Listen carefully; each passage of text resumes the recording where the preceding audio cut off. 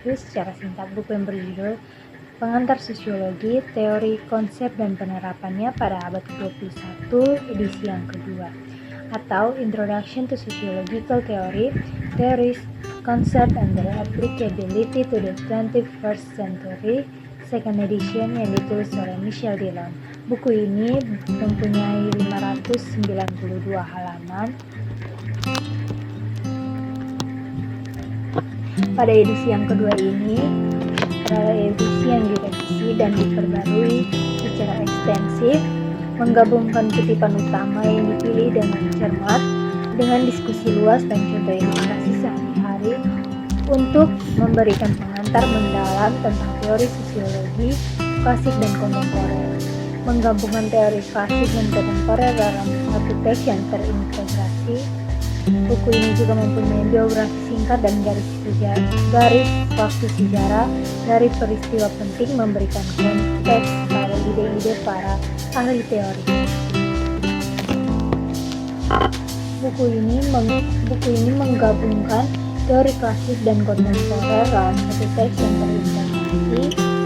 Buku ini juga memiliki biografi singkat dan garis waktu sejarah dari peristiwa penting, memberikan konteks pada ide-ide pada ahli teori. Buku ini secara inovatif dibangun berdasarkan kutipan dari tulisan teoritis asli dengan diskusi terperinci tentang konsep dan ide-ide yang sedang berkembang, termasuk contoh baru dari proses sosial saat ini di Cina, Korea Selatan, India, Amerika Latin, Timur Tengah, dan masyarakat non-barat lainnya. Sumber daya tambahan tersedia pada pilihan ganda, pertanyaan esai, slide PowerPoint, dengan tautan multimedia, ke konten ilustratif, proses sosiologis, daftar bacaan utama perlengkap, bank kutipan, dan materi latar belakang lainnya. Michel Dillon adalah profesor sosiologi di Universitas New Hampshire dan memiliki pengalaman bertahun-tahun dalam mengajar teori sosiologi kepada mahasiswa sarjana dan pasca sarjana. Publikasi sebelumnya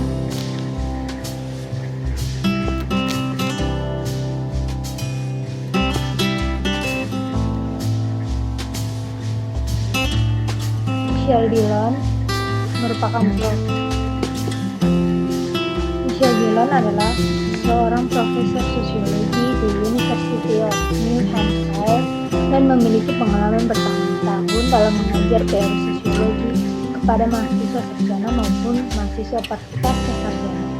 Publikasinya sebelumnya termasuk Handbook of the Sociology of Religion, edisi pada tahun 2003. Buku yang kedua, In the Course of Lifetime, Tracing Religious Belief, Practice, and Change, bersama Paul Wink pada tahun 2007, dan American Catholics in Transition dengan W. D.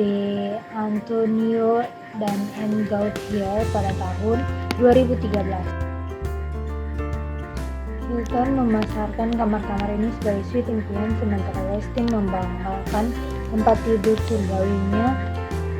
Tempat tidur mungkin berarti mimpi adalah indah bagi tamu hotel, tapi itu berarti menyakitkan bagi banyak dari 3.500 pengurus rumah tangga hotel di negara itu. Beberapa studi baru oleh Serikat Pekerja dan Ilmuwan Kesehatan telah menentukan bahwa ribuan pembantu rumah tangga menderita cedera lengan, bahu, dan panggung bawah.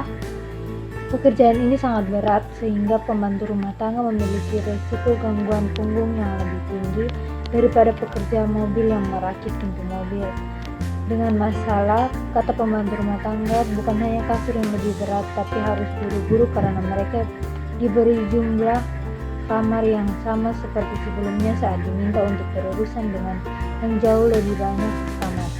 Lebih banyak bantal, lebih banyak spray, lebih banyak fasilitas seperti jubah mandi untuk menggantung dan teko kopi untuk mencuci. Mr. Ray, seorang pengurus rumah tangga hotel, mengeluh bahwa beberapa hari dia harus membuat 25 tempat tidur ganda tugas yang mengharuskan lepas landas dan meletakkan pada 100 sarung bantal pengurus rumah tangga yang berpenghasilan rata-rata $17.000 per tahun selalu membungkuk untuk mengangkat kasur. Beberapa di antaranya hanya berjarak 14 inci dari lantai. Mereka bebas memutar punggung mereka secara teratur saat menyelipkan spray. Seringkali mereka bertiga daripada 2 tahun lalu, karena bisa memakan waktu 10 hingga 12 menit untuk satu tempat tidur saja. Seorang pembantu rumah tangga yang membuat 25 tempat tidur sehari sering menghabiskan 4 hingga 5 jam untuk khusus, namun sebagian besar karena penilaiannya dan sesuai dengan pandangan tentang progresif, perjalanan sejarah kapitalisme telah hidup lebih lama dari kegunaannya. Sementara Marx menghargai bahwa kemajuan ekonomi dan teknologi yang dicapai oleh kapitalisme dan mengakuinya sebagai progresi atas mode produksi sebelumnya, misalnya feodalisme. Ia juga menekankan regresi aspektif. Secara khusus, Marx menggarisbawahi bahwa fakta kapitalisme adalah sistem produksi komoditas yang mempunyai tujuan dasar, yaitu produksi komoditas yang penjualannya di pasar menghasilkan modal atau uang dari sumber daya ekonomi yang dijadikan sebagai keuntungan bagi kapitalis. Komodifikasi tenaga kerja dalam masyarakat kapitalis misalnya pemilik modal, pemilik tanah, minyak, pabrik, kereta api, dan bank, serta sistem teknologi, jaringan televisi, dan lainnya. Peduli terhadap pekerja hanya sejauh karena mereka memiliki nilai guna, yaitu sejauh mana mereka dapat digunakan dalam produksi sesuatu yang berguna untuk kepentingan mereka, sesuatu yang menghasilkan modal dan keuntungan bagi modal.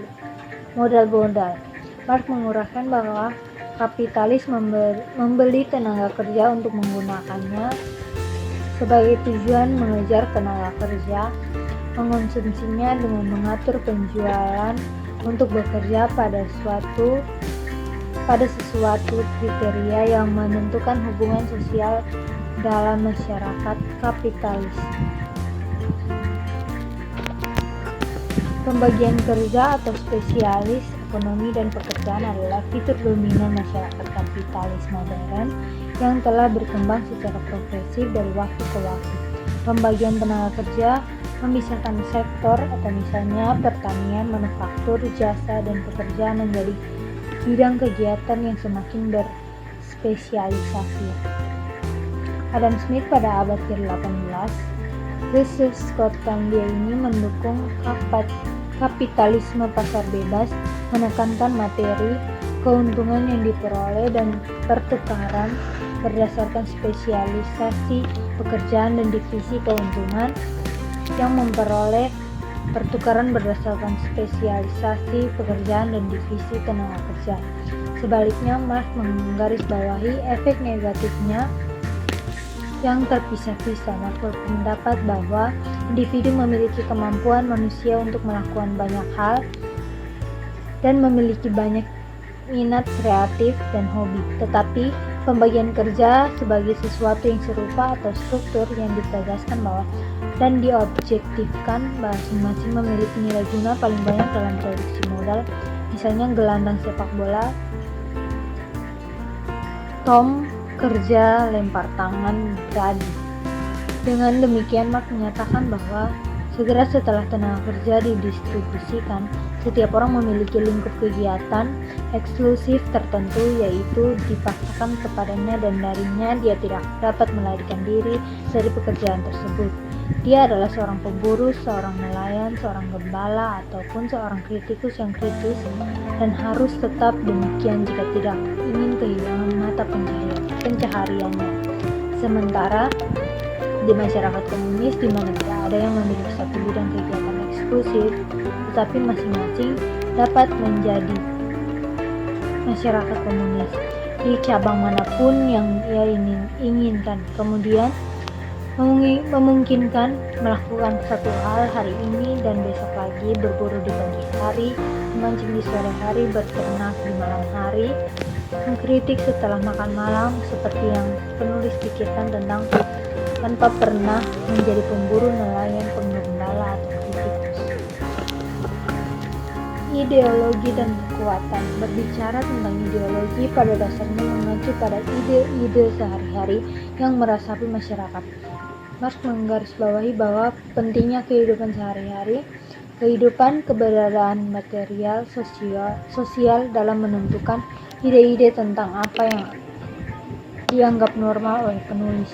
Kesadaran tidak pernah bisa menjadi apapun selain keberadaan sadar dan keberadaan manusia dalam proses kehidupan mereka yang sebenarnya, yaitu mengembangkan produksi material mereka sebagai mata pencaharian.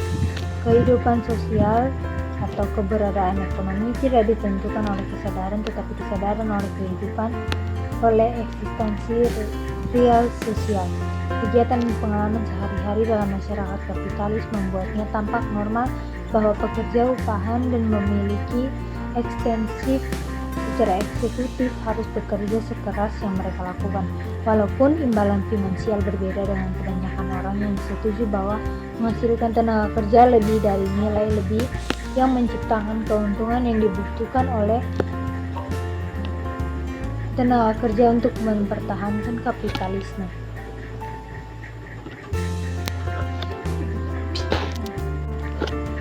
Marx berpendapat bahwa setiap mode produksi, misalnya kekaisaran Roma, Eropa feodal, kapitalisme, mengandung benih kehancurannya sendiri, seperti mode yang dulunya merupakan peningkatan darinya, pendahuluannya pada akhirnya akan mengalami kematiannya sendiri dan digantikan oleh sistem yang memperbaikinya sampai sejarah berakhir dengan kehancuran kapitalisme dan penggantiannya dengan komunisme.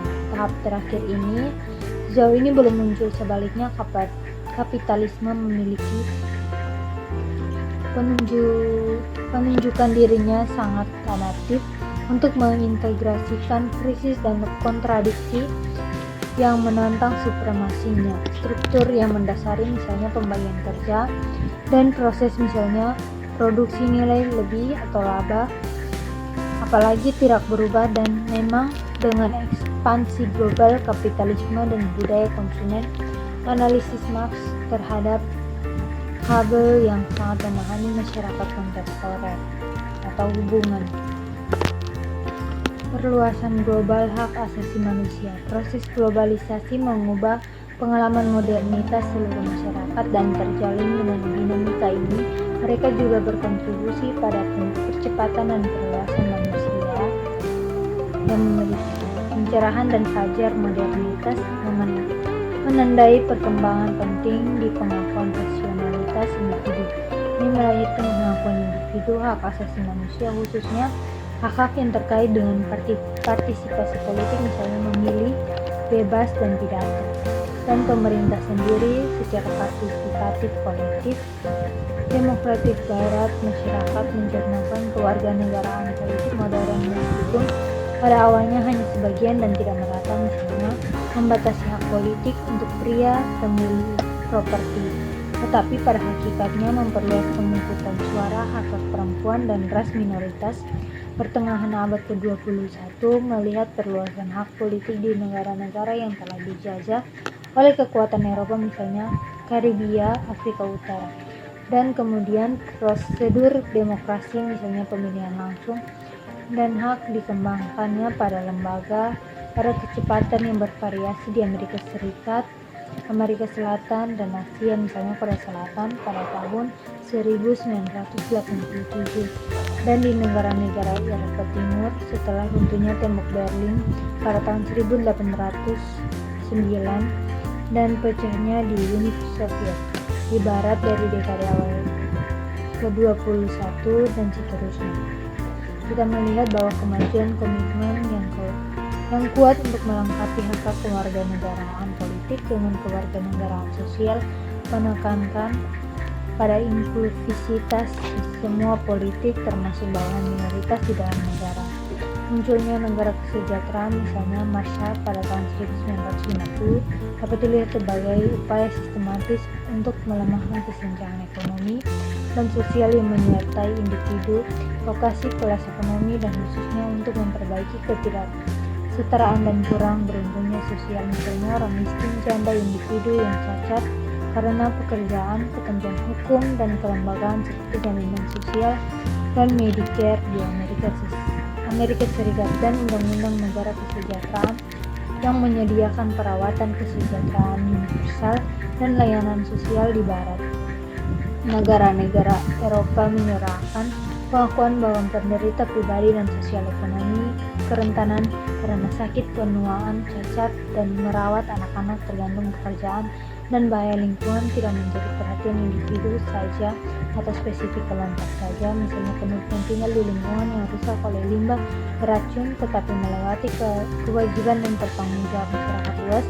Beberapa dekade terakhir didorong oleh hak sipil dan kehidupan sosial lainnya. Pada tahun 1960 dan 1970-an terlihat meningkat pengakuan bahwa identitas berbasis seksual, budaya, dan etnis juga layak untuk negara, masyarakat, penghormatan, dan perlindungan.